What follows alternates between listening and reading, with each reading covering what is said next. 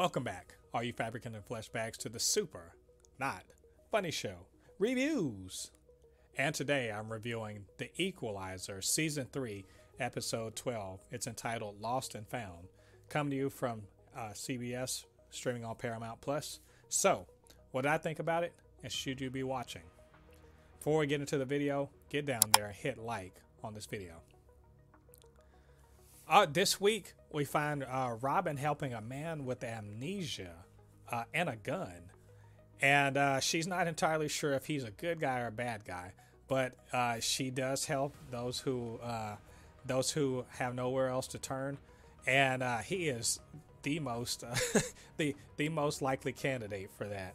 I think a good change of pace, we have we have a white dude coming to her for help. And like I said, a change of pace, and I think kind of a welcome change to just, let you know, this is all equal opportunity helping around here. And what we find is that this guy's, he woke up in a dumpster, no memory of who he is, and he really wants to know, who he is, and so he will just have peace of mind, and also to find out, like, is he really a bad guy or something like that. And so Robyn reluctantly starts the investigation with the help, of course, of Harry and Mel. But also they have to sort of sit on this guy, or at least walk him around to see if anything jogs his memory.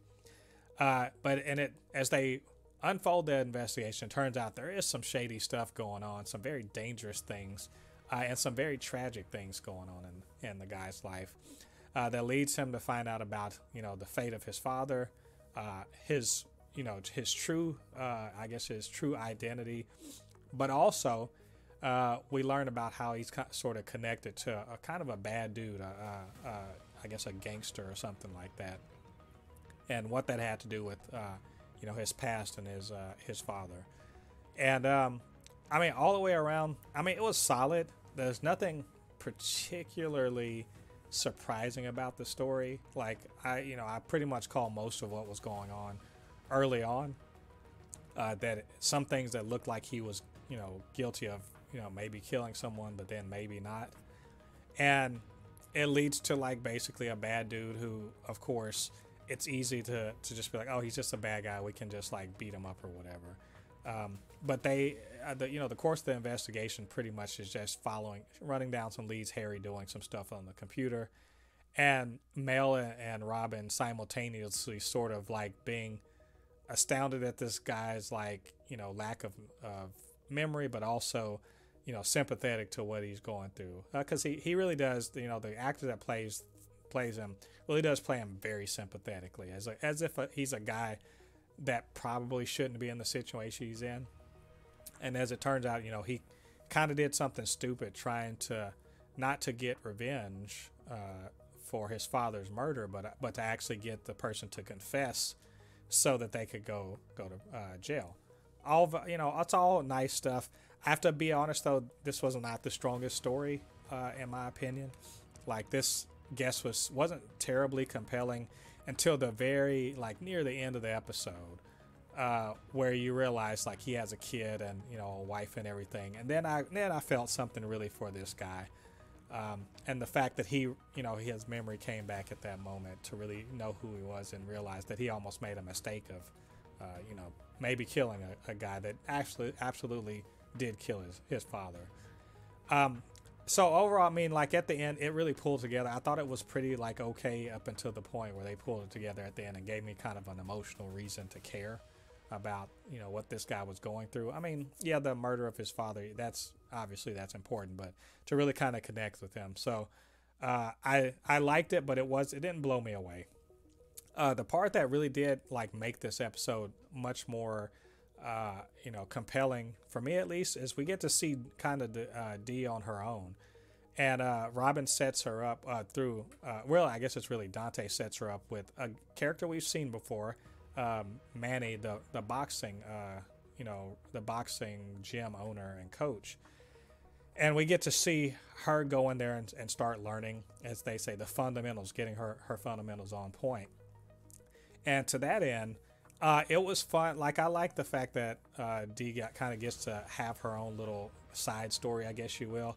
Even though, again, super predictable about what they were going on about, which is, there's a Golden Gloves or a wannabe Golden Gloves trainee that's, we see from the beginning, and the camera focuses on him a lot. So I was like, oh yeah, well, that's going to be Dee's love interest or whatever going forward.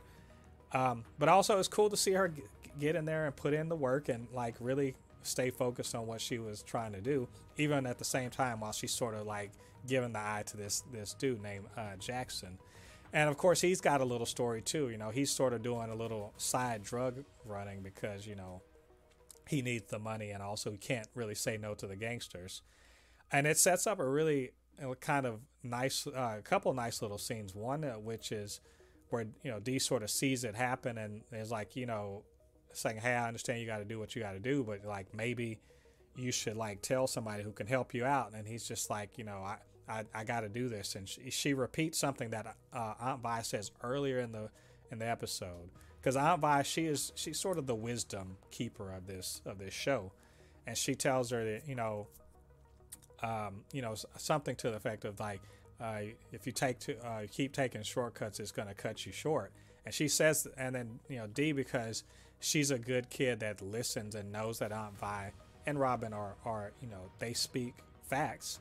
She turns around and shares that with this young man in an important moment of decision making in his life, and it leads to like another really great scene where Manny confronts the drug dealer that was trying to pass facts off to him, and literally it's just like like you stay out, no drug dealing around in my place, it's known around here, and then has to paint him up a little bit. That's he just let him know this because he's old. He's not slow, and he still got got that old man strength.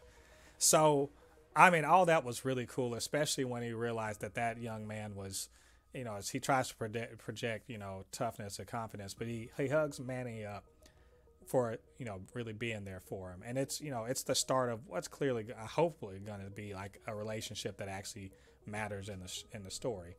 I like that all that. That's really, like I said, redeemed the episode from being just all right to being like, oh, it's pretty good actually.